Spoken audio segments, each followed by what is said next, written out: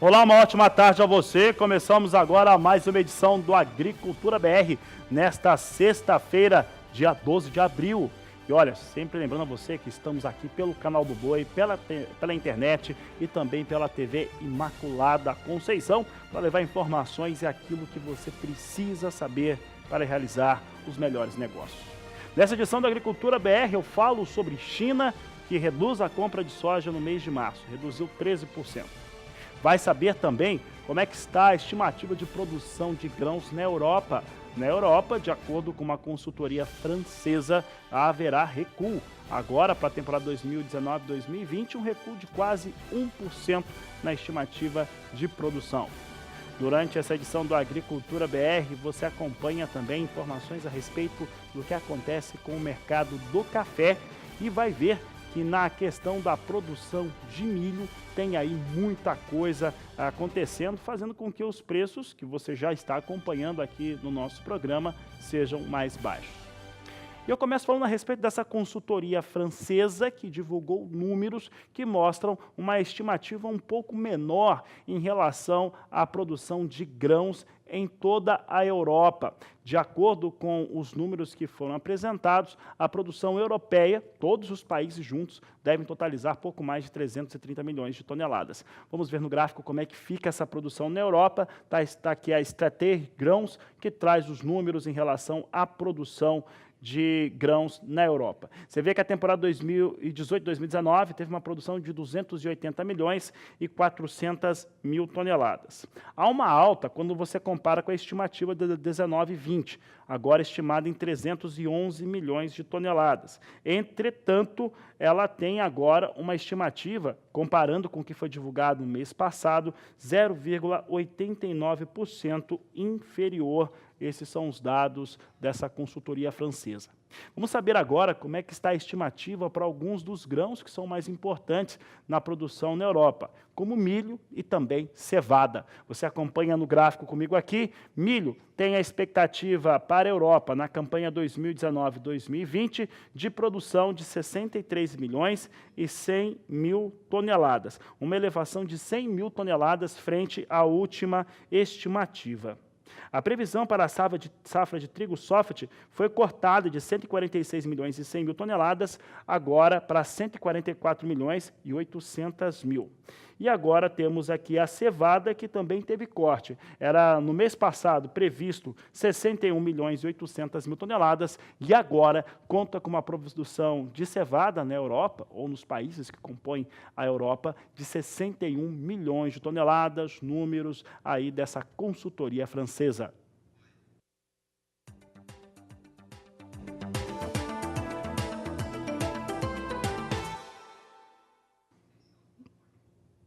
Vamos falar agora de ferrugem asiática lá no Rio Grande do Sul e como que tem sido a atuação de produtores rurais e também daqueles que são responsáveis pela organização da cadeia produtiva para evitar novos focos. Quem traz as informações é a Annelise Nicolodi. A TMG é uma das líderes do mercado de melhoramento genético, em especial da soja resistente à ferrugem asiática. Daniel, a gente sabe que a gente teve uma incidência bastante grande de ferrugem nessa safra, em especial no Rio Grande do Sul. Como que a tecnologia inox se comportou, né, perante a ferrugem? A TMG é pioneira, né, em resistência genética à ferrugem asiática. E neste ano, que teve uma alta incidência e uma pressão bem forte de ferrugem asiática, as cultivares inox novamente mostraram o diferencial que tem em relação ao campo, né? O inox ele traz um benefício bem interessante para o produtor, falando-se que ele consegue ter um benefício a mais no manejo da principal doença da soja, que é a ferrugem asiática, certo? Então ele consegue ter uma segurança melhor. Por exemplo, num ano de alta pressão de ferrugem como essa safra, o produtor consegue aumentar um pouquinho mais o intervalo de aplicação e ele não vai perder tanto, por exemplo, se der um período de chuva, né, que ele não conseguir entrar na lavoura, então ele não vai perder tanto para a ferrugem asiática, a principal doença da soja. Pois é, a gente sabe que a ferrugem ela pode comprometer até 100% da lavoura, né? De que forma que essa tecnologia ela traz mais segurança para o produtor? Por exemplo, em um ano que aumenta um pouquinho a precipitação, as cultivares inox ela não vai ter tanta perca, comparado com uma cultivar normal, né? Aqui a gente tem um manejo, se falando das cultivares inox, aqui a gente trouxe até algumas plantas com lesão RB, né? O que acontece? Quando o fungo infecta a folha, a planta tem uma reação de hipersensibilidade. Ela acaba se autonecrosando, não deixando o fungo esporular tanto quanto uma planta normal. Então a ferrugem asiática ela não consegue evoluir tanto numa cultivar inox, certo? Então se eu perder o time da aplicação pensando numa cultivar normal, às vezes eu perco a lavoura, né? Até 100%. E numa cultivar inox, então ela consegue conviver com o fungo por mais tempo.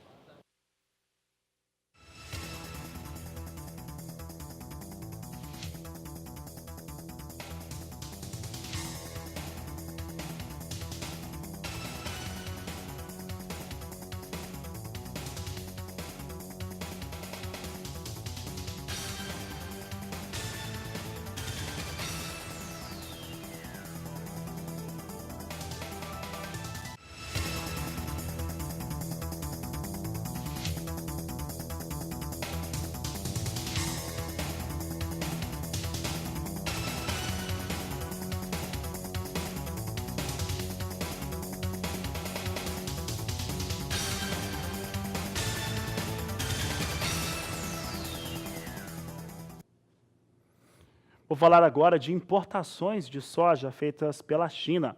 E as importações durante o mês de março totalizaram 4.920.000 toneladas, uma queda de 13% frente ao mesmo período no último ano. É o que nós vamos mostrar agora, a queda de 13% no mês de março e de 14% para o primeiro trimestre. É o que nós destacamos aqui no Agricultura BR.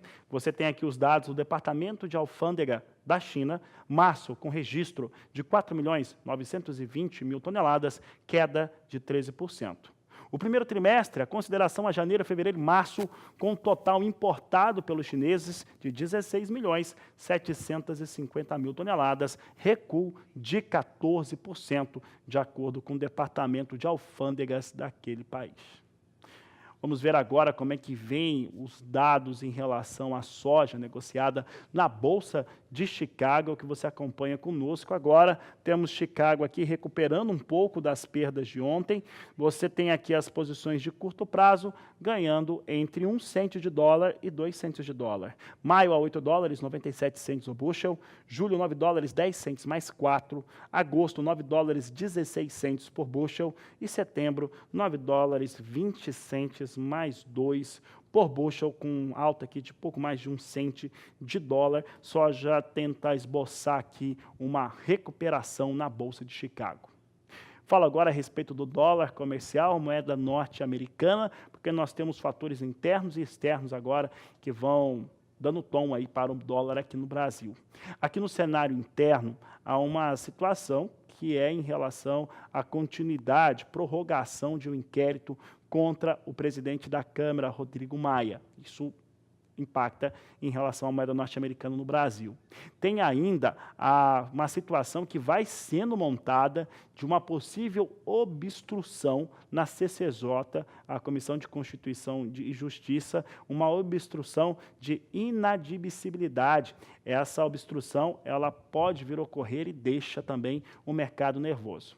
No cenário externo, a situação é diferente. Há um apetite por risco aí dos investidores, o que traria uma situação de maiores investimentos. Esse apetite por risco acontece por conta dos números de exportação da China, que foram divulgados pelo governo chinês e que são positivos, que mostram que se houver uma desaceleração da economia chinesa, ela é muito pequena, então deixa o mercado internacional mais animado. Bom, esses são os componentes e agora vamos ver o resultado, como é que o dólar vai se comportando no mercado. Vem com ligeira alta, a alta agora é menor para a moeda norte-americana no Brasil, de 0,26% a R$ 3,86 para o dólar no Brasil. São os números que destacamos agora para a moeda norte-americana.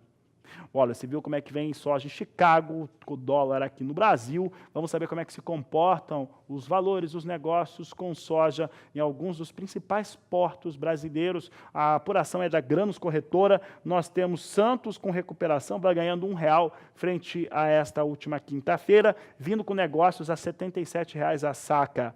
Porto de Paranaguá permanece com os valores desta última quinta a R$ 76,00 a saca de 60 quilos. A apuração da Grãos Corretora trazendo aí os números, os valores negociados para a soja no Porto de Santos e também Paranaguá.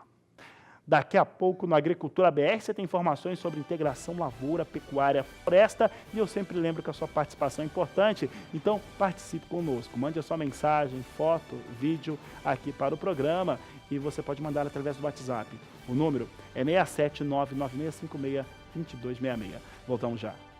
E o Conselho Administrativo de Defesa Econômico aprovou, sem nenhuma restrição, a joint venture entre a Bayer e a Bravium, que é uma responsável pela aplicação dos serviços da rede AgroServices, que pertence à Bayer. A rede AgroService, ela existe desde o ano de 2015 e conta com 170 mil agricultores cadastrados. Foi aprovado e publicado no Diário Oficial da União nesta última quinta-feira pelo CAD.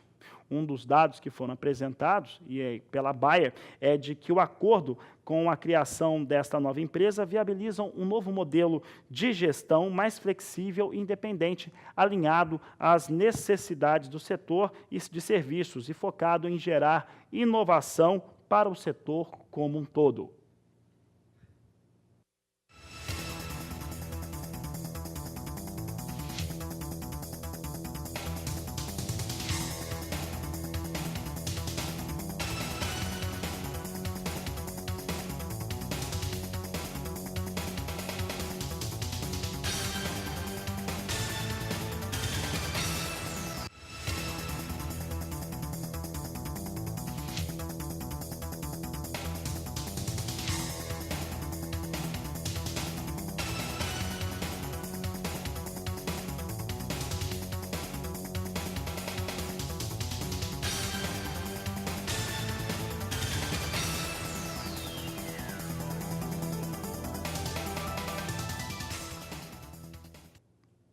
E agora nós destacamos um assunto que tem sido tema de muita discussão lá na região nordeste do Brasil. Eu estou falando da chamada Fafem, que é a fábrica de fertilizantes da Petrobras. 2 unidades, uma no estado do Sergipe e outra no estado da Bahia.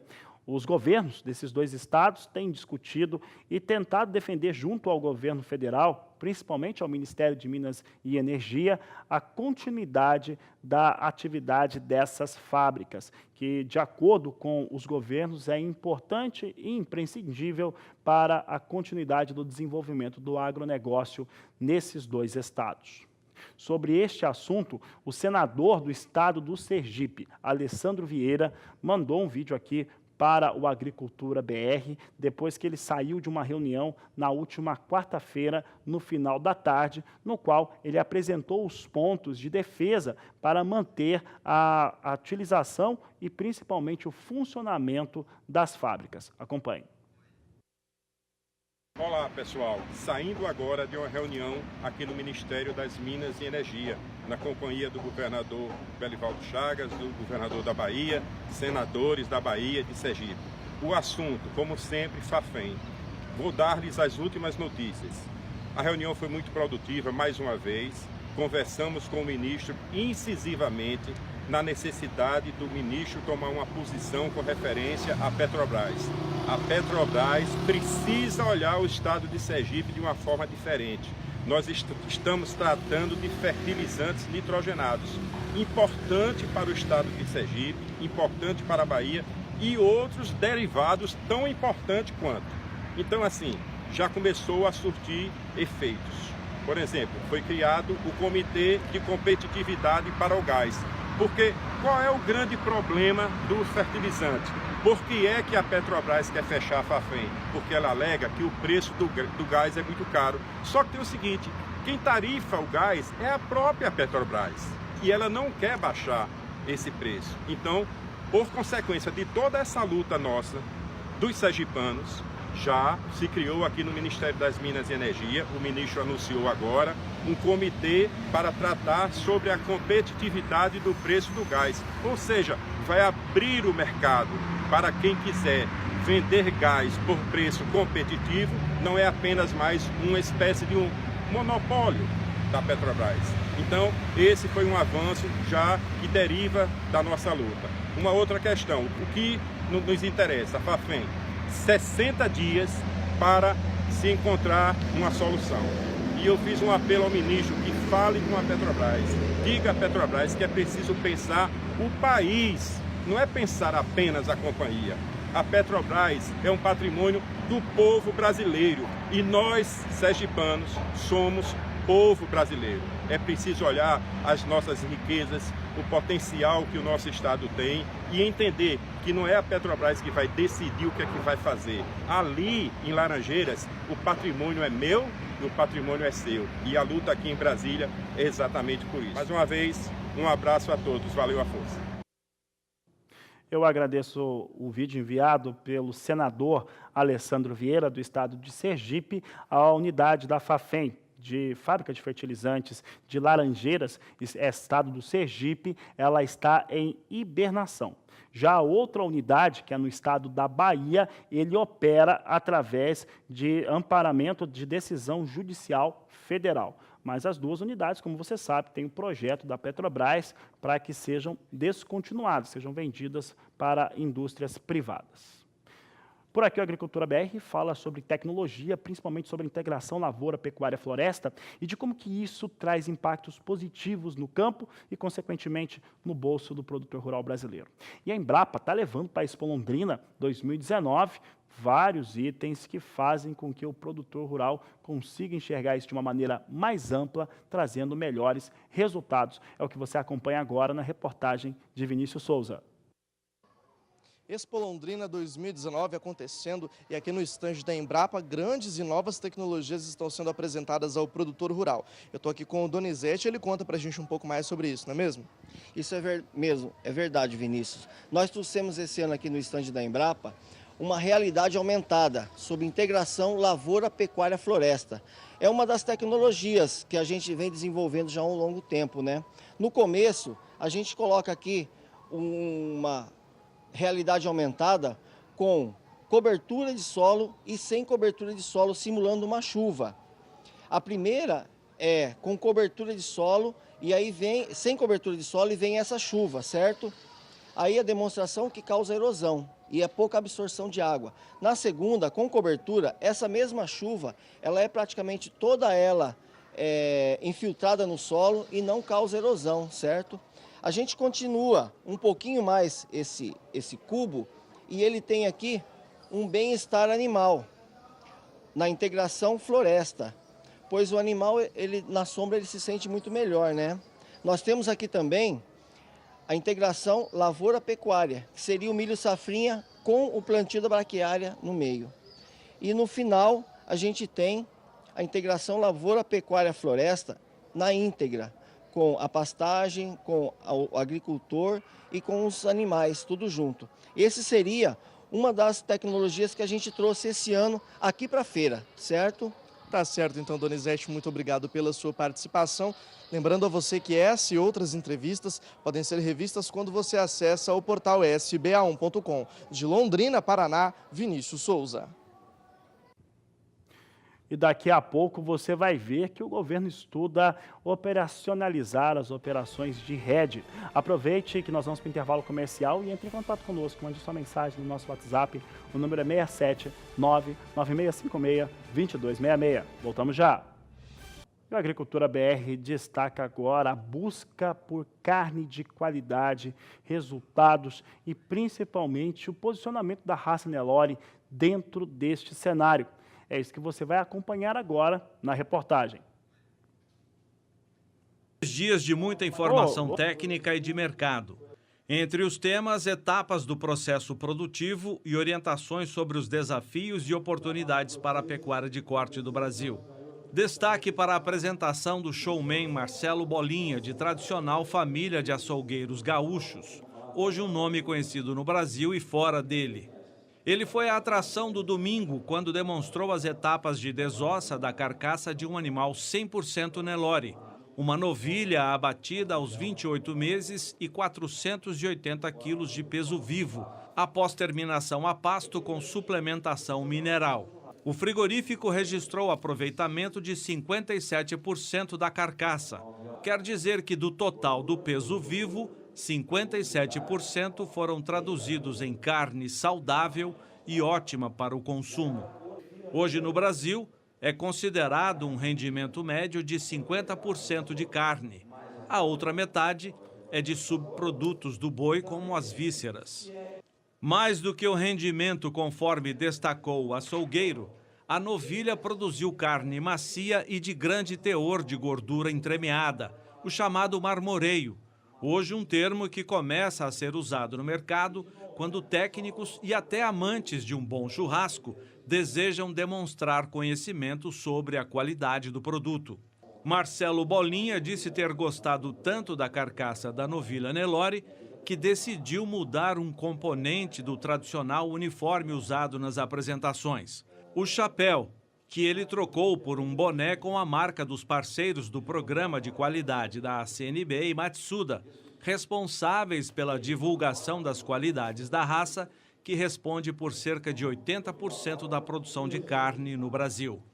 O vice-presidente da Nelore, Romildo Machadinho, destacou a importância de eventos como a Vitrine da Carne da Expo Grande para chamar a atenção de todos para a qualidade do Nelore, principal protagonista na produção brasileira. Nós intensificamos muito essa campanha para captar sócios produtores, saindo um pouco do universo de elite, promover a extensão rural, e para isso a parceria com empresas como a Matsuda é de vital importância para levar para o produtor como ele acelera a terminação desse boi a pasto, porque nós não podemos perder a qualidade da carne do Nelore a pasto, porque ela é a mais saudável do mundo, e também nós não podemos guardar isso para a gente, né? Nós temos que intensificar nas campanhas de divulgação como está sendo feito, não só da qualidade da saúde da carne do Nelore, mas da qualidade de marmoreio, de sabor.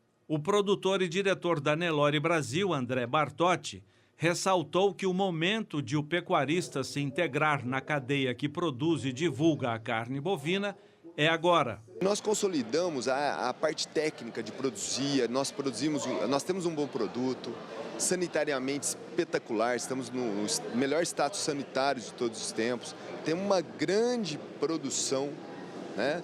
Estamos na iminência de aumentar muito nossa produção. Bom, beleza, até aí tudo bem. Agora, quem faz o comércio, a gente aumentar a produção e não vender, não criar demanda, é uma armadilha, né?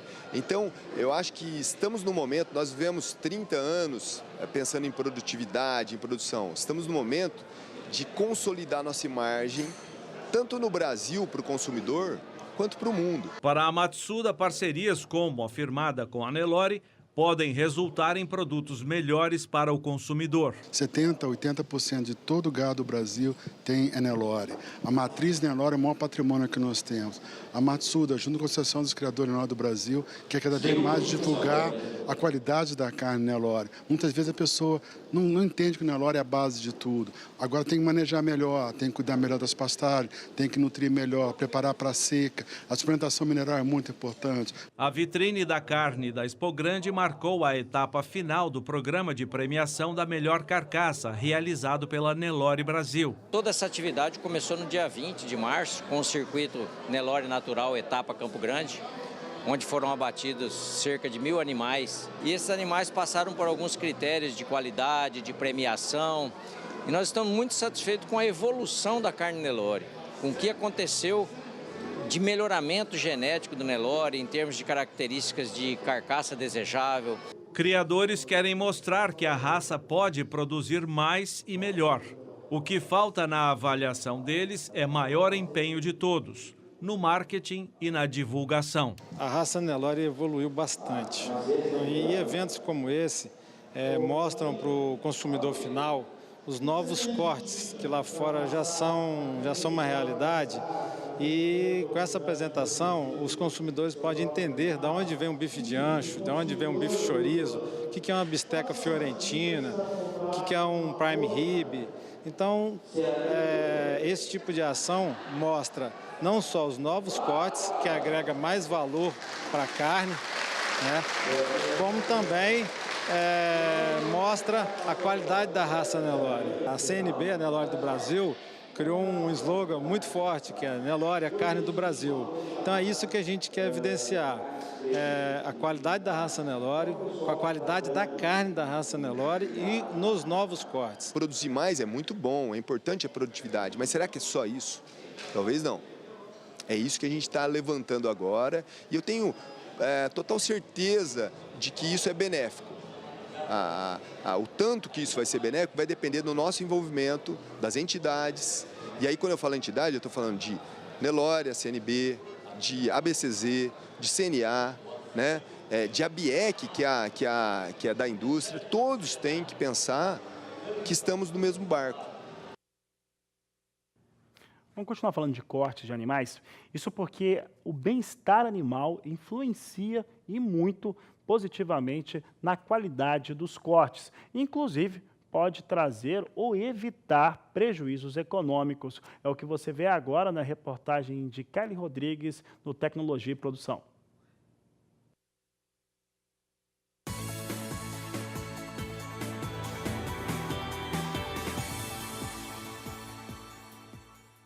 Manejar bem os animais, aplicar as boas práticas, disponibilizar sombra e água limpa são procedimentos necessários nos tratos dos animais. Na criação bovina não é diferente.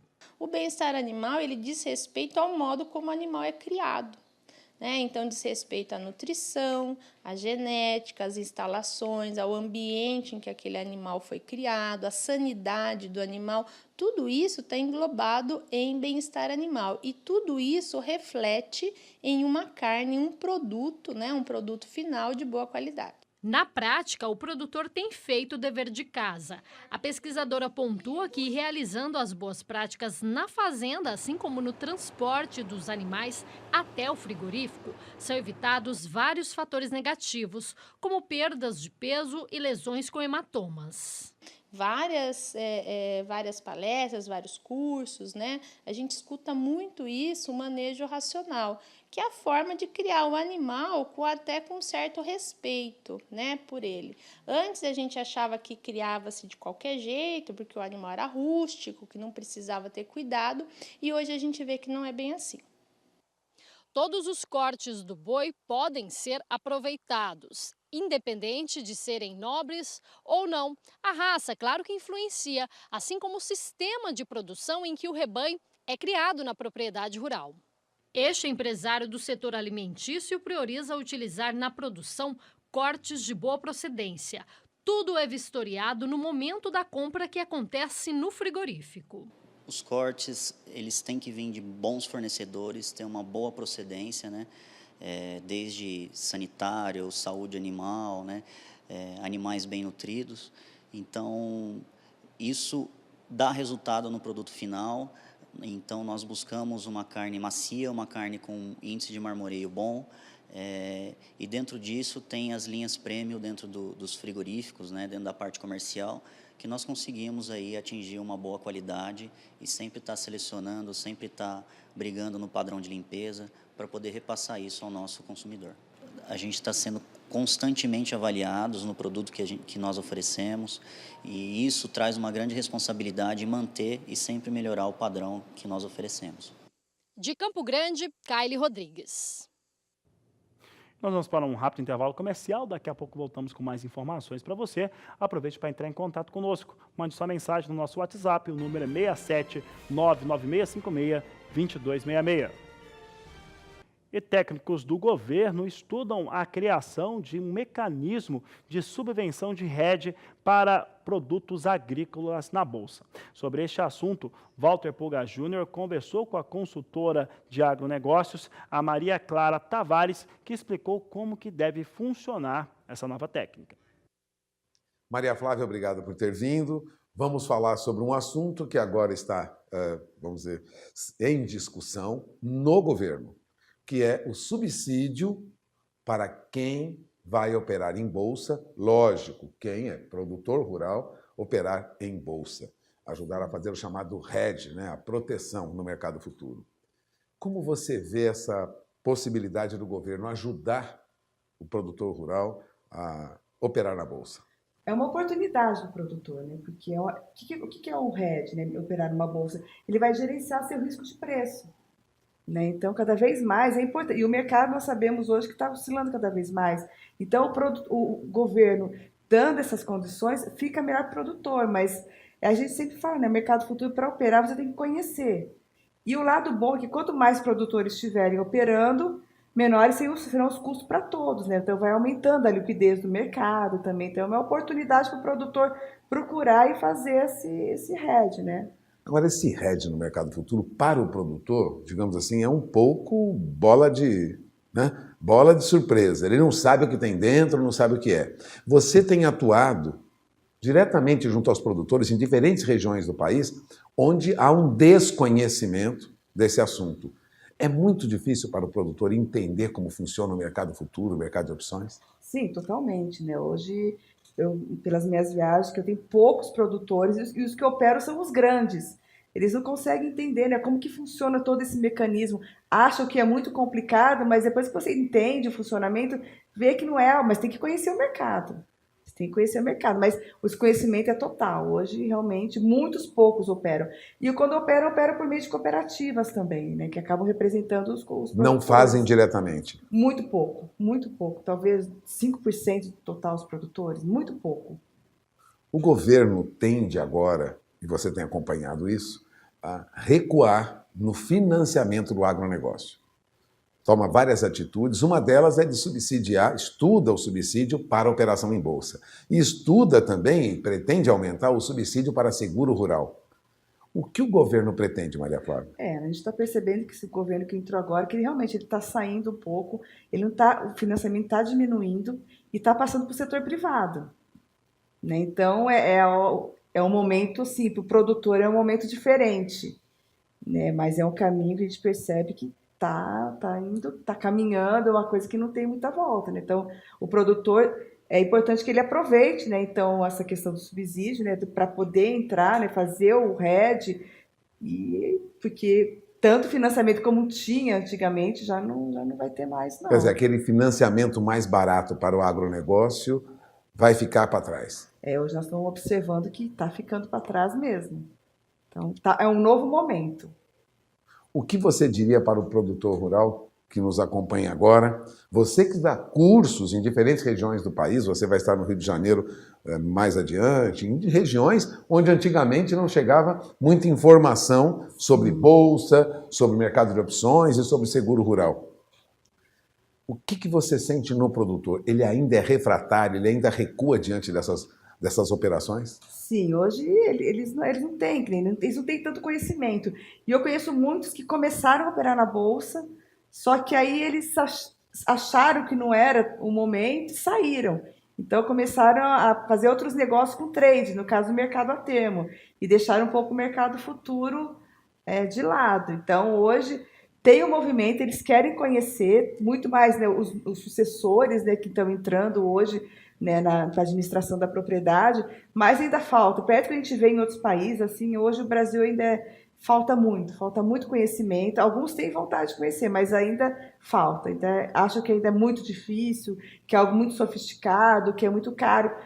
Hoje tem várias taxas, mas quanto mais produtores tiverem, mais pessoas estiverem operando no mercado, a taxa diminui, né, porque o custo é diluído. Então, quanto mais produtores, mais pessoas operando, maior a liquidez e melhor para todo mundo.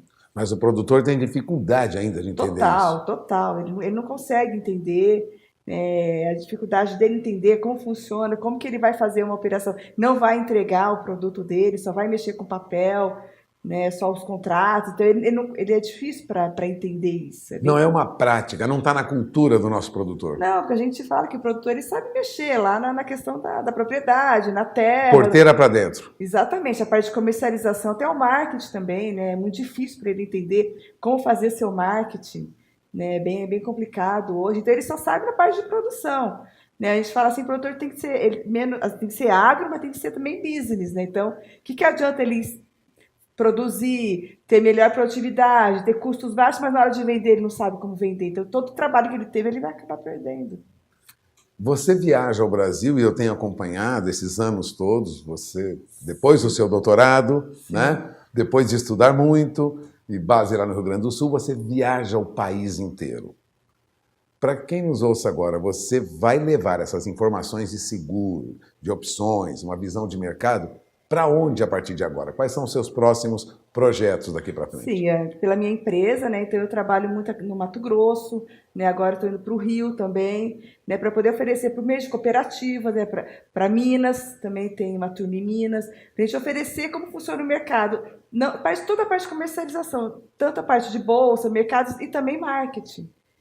Nesse caso do Rio de Janeiro, você falou agora há pouco, vai trabalhar com pecuária de leite. Isso, são produtores de leite, né, na parte mais da serra, né, então a gente vai levar mais conteúdo de marketing, como fazer marketing, como que o pequeno produtor pode agregar valor, não ficar tão dependente de laticínios, né, como ele vai entregar seu leite, ele pode agregar um valor e poder ganhar muito mais, né, ele ter a sua autonomia. Agora, você trabalha em outros projetos também, entre eles, entre os projetos que você trabalha com educação, formação, de conhecimento e administração no agronegócio, tem um projeto com a CNA. Qual foi esse projeto? Sim, eu fiz todo o material, né, todo o conteúdo da faculdade CNA, do curso de introdução ao agronegócio, né, pelo IAD, né, então eu desenvolvi todo o conteúdo online, né, eu já tinha feito, em 2013, eu fiz também todo o conteúdo do Senar, em toda a parte de agronegócio eu desenvolvi o conteúdo, eu trabalho também com a parte de tutoria online, então eu dou apoio, né, hoje eu estou com 4 turmas, né, que pega Paraíba, Goiás, Bahia, então é interessante ter um contato direto com o produtor e ele coloca as suas dúvidas, quais são os seus desafios, então é interessante acabar conhecendo o agronegócio como um todo em vários níveis de produtores. Gente, o Brasil é muito grande, né, pô? Então é diferente, o desafio de cada um é diferente, né? Bom, Maria Flávia tem uma experiência em passar conhecimento adiante, você está vendo aqui, mas a sensibilidade da Maria Flávia mostra que o produtor ainda precisa avançar mais. Sim. O que falta para que ele avance e entenda melhor o funcionamento desse mercado? Vamos falar da porteira para fora. Qualificação, né? Eu acho que também ele tem que pensar o quê? Que a propriedade dele é uma empresa. Né, pensar como uma empresa. Então, ele tem que ter sua gestão de custo, sua gestão de pessoas, gestão de mercado. Então, pensando como uma empresa, ele tem que... Aí ele consegue ir para o mercado. Por exemplo, hoje, um produtor ele quer entrar, vai operar no mercado futuro. Só que ele não sabe seu custo.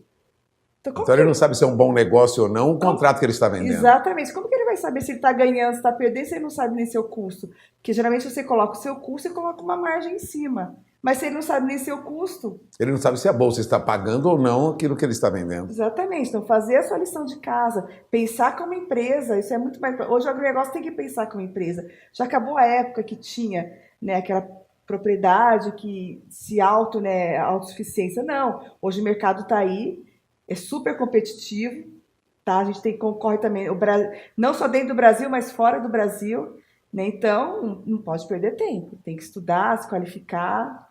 Bom, você ouviu a Maria Flávia Tavares, né? Vamos dizer, professora em gestão de agronegócio, está atuando em todo o Brasil, é muito conhecida aqui em São Paulo, onde operou durante muito tempo, passou pela Universidade de São Paulo, sim, passou pela GV também? Sim, SPM, coordenadora do Núcleo de Agronegócio. Pois é, tem uma experiência em formação e a sensibilidade da Maria Flávia diz que o produtor precisa mesmo correr atrás do conhecimento. Exatamente. Passamos o recado, Maria Flávia? Sim, total.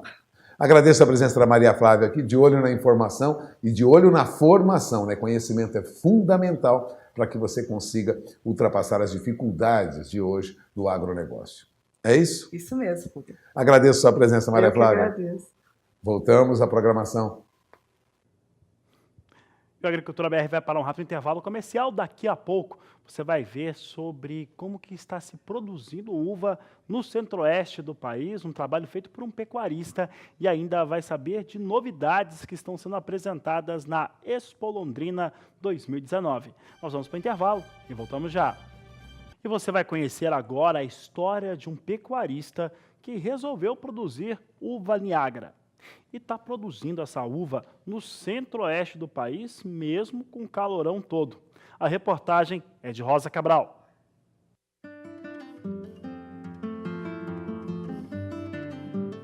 O senhor vem de pecuária. Como é que foi essa transição para a uva?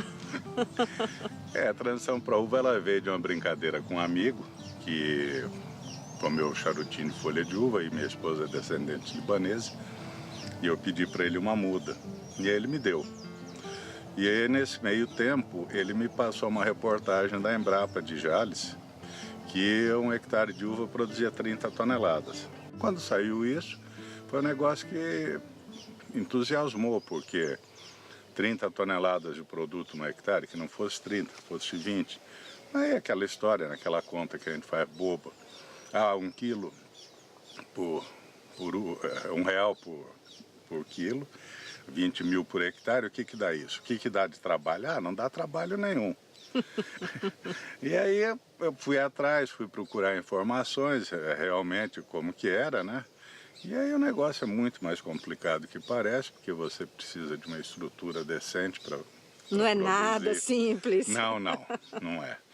Se você quiser trabalhar com alta produtividade, como é que a gente espera aqui, apesar de a gente não ter conseguido ainda chegar no patamar ideal, que seria em torno de 25 toneladas por hectare, nós temos trabalhado aí com 13, 12, né? Cada ano dá um atrapalho. Então esse ano mesmo já vai ter esse atrapalho aqui, eu já estou perdendo um pouco de uva. Isso por conta da chuva que Sim, e aí foi bem esse ano, né? Sim, e o excesso de chuva começou a fazer, inclusive, apodrecer uva no cacho. Nós trabalhamos com um cronograma todo completo, escalonado, o rapaz é especialista em uva, vem do Paraná. Quando foi que o senhor plantou o primeiro pé de uva aqui? Está com aproximadamente 10 anos que nós fizemos que começamos a parreira aqui. É curioso dizer que essa plantação é no centro-oeste do Brasil. Estamos em Mato Grosso do Sul, região de altas temperaturas. No verão chega a casa dos 40 graus. Tem gente que até hoje não acredita. Eles vêm aqui porque eles duvidam que a uva é produzida aqui e que ela é boa.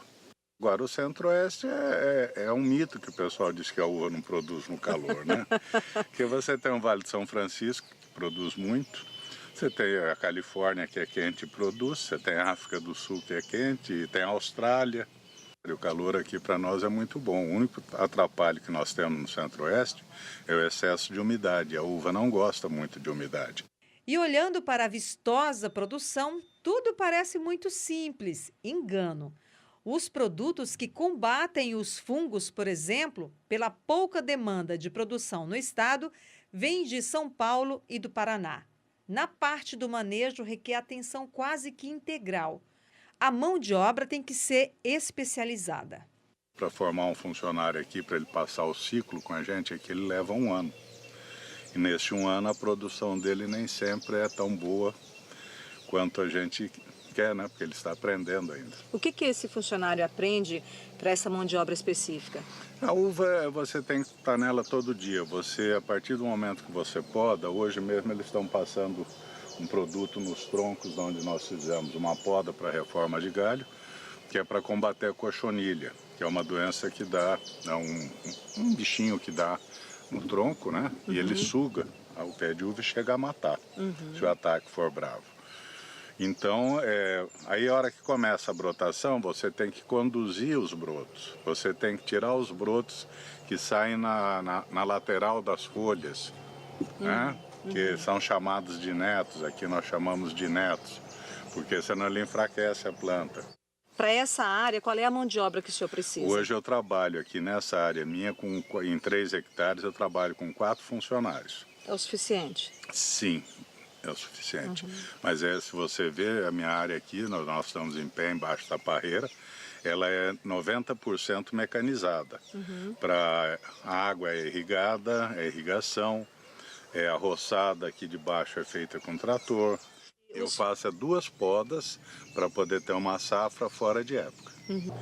Eu faço uma de produção e uma de formação de galho, porque eu faço a minha produção, está terminando agora quando começa a produção de São Paulo, Paraná e Santa Catarina. Então eu trabalho na entre safra. Então. Então, para eu trabalhar na entre safra, eu tenho que fazer 2 podas e forçar a desfolha, simular um inverno para que ela possa entender que ela está num período de inverno, que ela tem que desfolhar, e a gente poda, ela rebrota e começa todo o trabalho. Do plantio até o ponto de colheita leva mais ou menos quanto tempo? Se você partir do ponto do cavalo para a primeira colheita, são 18 meses. Agora, depois disso, você tem uma colheita por ano. É uma cultura que ela é gratificante, mas ela é muito trabalhosa, entendeu? É uma cultura que você tem que realmente se dedicar, porque se você cometer um erro, deixar entrar uma doença, né? E aqui nós temos um cuidado muito grande que nós não deixamos, quando está próximo da colheita, nós não aplicamos nada de produto que possa deixar resíduos. Nós respeitamos com folga a carência dos produtos, dos fungicidas que nós usamos. E elas são sedutoras aos olhos e ao paladar. Confesso, difícil resistir. Doce, hein? Esse é o diferencial da nossa uva aqui. Muito doce. Porque a uva é uma fruta que depois que você colhe ela, no caso das de mesa aqui, você colhe ela não madura mais. Essa daqui é uma uva que ainda está verde. Apesar de ela estar doce, ela vai estar ácida, tá? O ideal de se colher é nesse ponto aqui, ó. Ela já está bem roxa, bem com a cor característica dela. Por isso que ela chama Niágara rosada. Porque a uva, depois que você colheu, não adoça mais. Então você colhe ela no ponto ideal e aí você tem um produto de qualidade. Se você conseguir colher ela no ponto, como nós estamos vendendo aqui, ela tem um teor de açúcar muito alto. Qual é o teor? Olha, normalmente ela é de 14 a 15 brix, é o teor normal. Eu tenho colhido aqui até 19.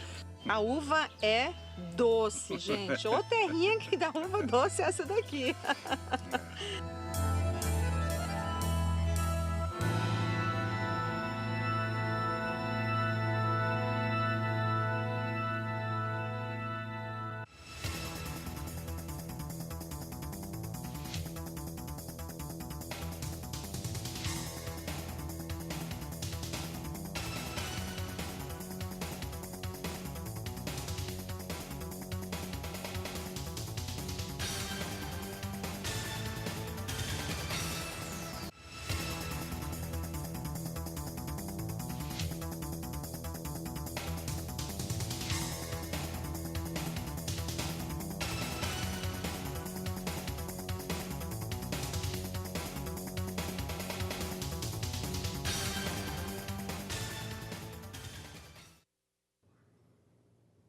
Vamos falar agora de negócios que estão acontecendo na Expo Londrina 2019. E por lá tem a apresentação de tecnologias novas também nos tratores. E o repórter Vinícius Souza foi conhecer um desses lançamentos. Olá para você que acompanha a programação do Canal do Boi. Uma das novidades da Expo Londrina 2019 é o setor maquinário, que vem apresentando grandes e novas tecnologias para o produtor rural. Para a gente entender um pouco mais sobre isso, eu converso com o Ronei. Ronei, muito obrigado pela sua participação. Quais as novidades apresentadas para o setor esse ano? Então, Vinícius, a Valtra, com a filosofia de inovação tecnológica, vem trazendo para a Expo Londrina esse ano a nossa linha TCVT. Tá? Uma das filosofias de trabalho nossa nos últimos anos tem sido transformar as linhas de produto da Valtra num contexto global, né? Então, vocês sabem que a Valtra hoje é do Grupo ACO. Então, uma das estratégias da empresa é você ter a mesma tecnologia que se tem lá fora, né? A gente tem aqui no Brasil. Dentro dessa filosofia, a gente trouxe a linha T-CVT, que a gente tem nos modelos 195, 230 e 250. Propriamente a gente está falando de um trator 250 CV, tá? Onde que ele traz o custo-benefício para o produtor num ótimo conjunto motor e transmissão. Tá? A transmissão dele é continuamente variável, né? Então aí que vem a sigla CVT. Tá? Ele te traz uma maior autonomia, um menor consumo, né? E a grande vantagem de um sistema CVT hoje é eliminar trancos, né? E ter uma velocidade sempre contínua, né? Numa operação. Como que o produtor rural hoje tem se adaptado a essas novas tecnologias? Está aceitando bem? Então, como a gente sempre vem performando no campo e a gente vem observando, a aceitação está sendo até superável o que a gente imaginava, devido a essa questão principal da economia, né, da economia e da autonomia que o produto dá ao produtor. Vou te dar alguns exemplos de que foi até diagnóstico de clientes finais mesmo, aonde uma operação numa grade pesada, né, numa subsolagem pesada, o cliente está tendo uma economia de combustível até de 18%. Um resultado muito bom, então. O produtor rural hoje que vai fazer essa colheita da sua safra, hoje, então, encontra essa facilidade. Exatamente. Então, vem entregando tanto a facilidade como o custo-benefício mesmo, o equipamento hoje, né? A gente já vem com uma linha de produção aí bem ampla, né? A gente tinha uma estratégia comercial no começo do ano passado, a gente acabou superando com a entrada desse novo produto, e para esse ano a gente vem já com uma estimativa já bem maior do ano passado, né? Tentando entrar nesse mercado da linha pesada. Tá certo, então muito obrigado pela sua participação. Eu lembro a você que essas e outras entrevistas podem ser revistas quando você acessa o nosso portal sba1.com. De Londrina, Paraná, Vinícius Souza. O seu canal do Boi presente nas principais feiras que acontecem por todo o país. Nós vamos para o nosso último intervalo comercial. Daqui a pouco eu vou falar um pouco a respeito de soja, como é que vem o mercado norte-americano, como é que vem operando o porto, dólar também. Então daqui a pouco as últimas informações dessa edição. Nós vamos para o intervalo e voltamos já. E olha, nós tivemos nesta última quinta-feira, durante a noite, o presidente Jair Bolsonaro e alguns ministros do governo que participaram de uma reunião e de um jantar com embaixadores árabes. E ele participou dessa reunião que aconteceu na sede da CNA e que foi bastante produtiva. É o que você acompanha agora na reportagem. O encontro foi fechado para os jornalistas, mas o presidente da CNA, João Martins, garantiu que os embaixadores ficaram satisfeitos com as explicações dadas pelo governo brasileiro e que já não existe mal-entendido com relação a esse bloco. Isso é uma página virada. Não tem mais de pensar que nós vamos não vender, fazer restrição a determinada região, a determinado país. Não, isso é uma página virada, é esse o entendimento que nós da CNA, os produtores rurais, temos. O representante da Liga Árabe, embaixador da Palestina, falou com os jornalistas na saída do jantar e disse que o encontro teve uma meta. Para quebrar o gelo, depois de uma série de notícias que não fizeram bem para as relações bilaterais. Apostamos no Brasil, esta visita e este jantar foi muito importante, tivemos uma conversa muito amena com Sua Excelência o Senhor Presidente, com o Senhor Chanceler e com as autoridades aqui brasileiras.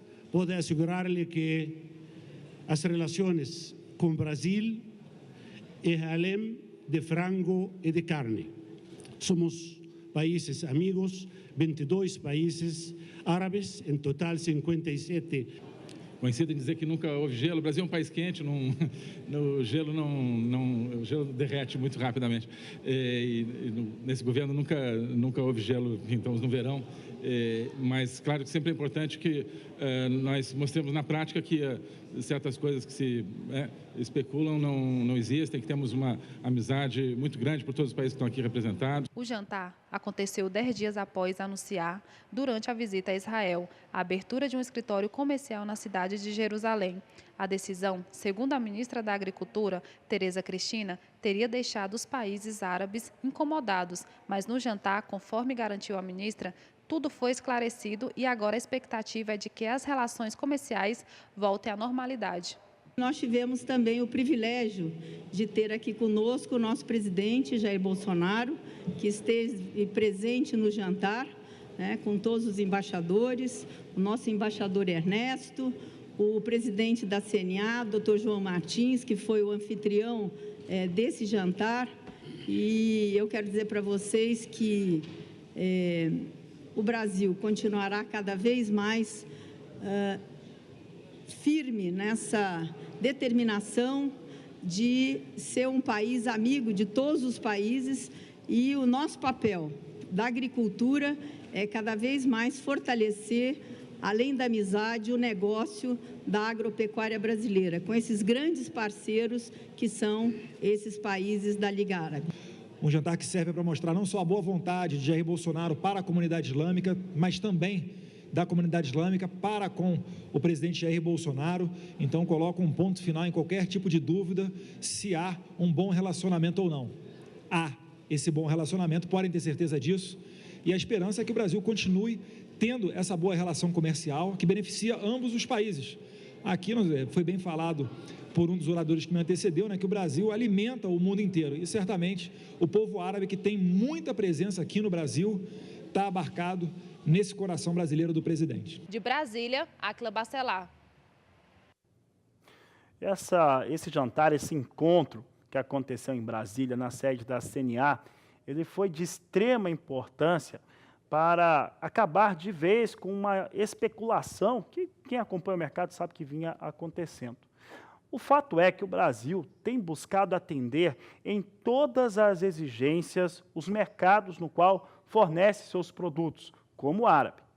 No caso específico, por exemplo, de carnes, você comentou muito a respeito de carnes, tem todos os fatores que são ligados ao tipo de abate que é específico para os países árabes. E o Brasil, as indústrias que operam no Brasil, todas elas buscaram fazer com que todas as necessidades e as exigências desses países árabes fossem atendidas como um todo. E são. E acontece, quando chega esse produto nos seus países, os países árabes, ele chega com toda a qualidade que o Brasil exporta para todos os países do mundo, mas com o tipo de abate que é exigido, abate halal, com a fiscalização de técnicos, de veterinários, de zootecnistas desses países que estiveram nas indústrias para garantir que acontecesse exatamente da maneira como eles colocaram. Então, é evidente que o Brasil não mostra agora, mas mostrou durante todo esse período, durante todos esses anos, que é um grande parceiro desses países árabes, e essa participação dos embaixadores, ela foi importante para mostrar e dar tranquilidade para a parte da população que acreditava em algum tipo de situação que pudesse ser ruim para as exportações brasileiras. Pelo contrário, se teve ali uma situação na qual se trouxe uma possibilidade de novos negócios, de tranquilidade, e a busca, como falou já Tereza Cristina, não nessa oportunidade, mas em outras, é de ampliar as parcerias. Ampliar parcerias não só com os países árabes, mas como outros, como vai acontecer agora nessa nova visita à China que o governo federal vai fazer juntamente ao Ministério da Agricultura. E é importante lembrar um fator, que agora eu vou falar um fator de mercado. Quem consegue produzir, fornecer carne de qualidade, inspecionada e com tipo de abate adequado a cada um dos países que a demandam, é um só. E ele se chama Brasil. Você confere comigo agora como é que estão as cotações da soja no estado de Mato Grosso.